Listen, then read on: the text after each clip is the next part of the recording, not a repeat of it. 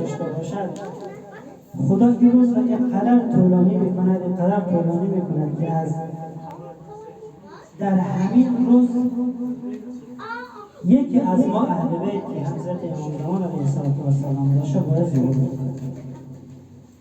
ما یک عقیده داریم که انشاءالله امام ما ظهور میکند و عقیده ما هم همینه که یک روز ظهور خواهد کرد و جهانی پر از ظلم را، جهانی که در تاریکی ظلمت فرو رفته یک روز نجات خواهد کرد. البته این انتظار ظهور در بین من و شما تنها نیست. انتظار ظهور در بین تمام دنیا در جامعه بشریت وجود دارد. فرق نمی‌کند از چی دین، از چی آیین، از چی کشی باشد، همه انتظار ظهور یک کسی را می‌کشد. یهودیت انتظار کسی را می‌کشد به نام ماشیه. مسیحیت انتظار کسی را می‌کشد که یک روز ظهور کند به نام عیسی پیغمبر.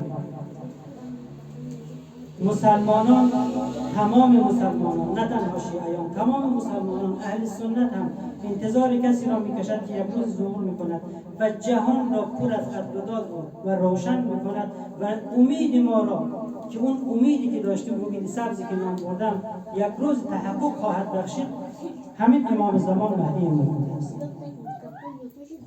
فقط تنها فرقی که بین شیعه و سنی هست اینه که ما شیعیان میگوییم که امام زمان ما در پرده غیبت به سر میبرد و 1400 خورده سال پیش به دنیا آمده است و همیشه هم نظارت بر ما دارد، نظارت بر اعمال ما دارد، نظارت بر کارکرد ما دارد، نظارت بر تمام رفتار ما دارد که چگونه رفتار میکنیم. اگر ما حدیث داریم که اگر امام زمان ما را نبیند، ما چشم ما امام زمان را نبیند، یک روز کور خواهد شد.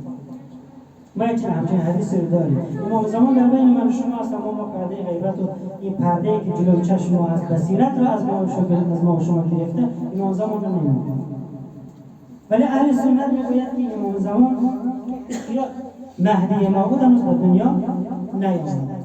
اینی که انتظار فرد، انتظار ظهور یک کسی را میکشد، حتی بودایه ها هم انتظار فرج دارد، انتظار ظهور دارد.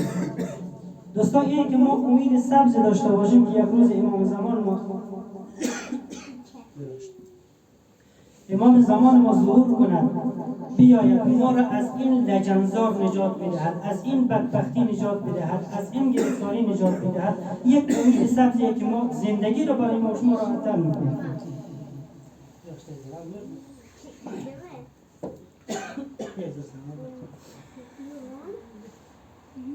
یک روزی خواهد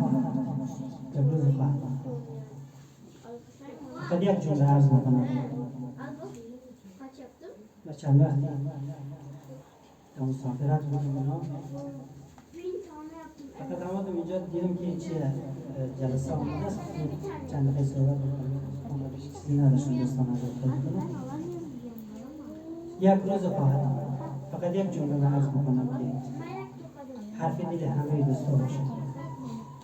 یا امام زمان، مولا جان،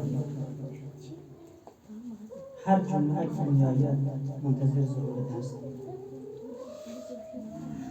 پدران ما پیر شدند و رفتند، ندیدند.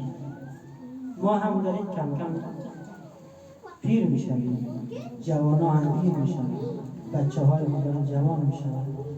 اما تمام امید ما این است که یک روز چشمان ما به جمال شما روشن شود.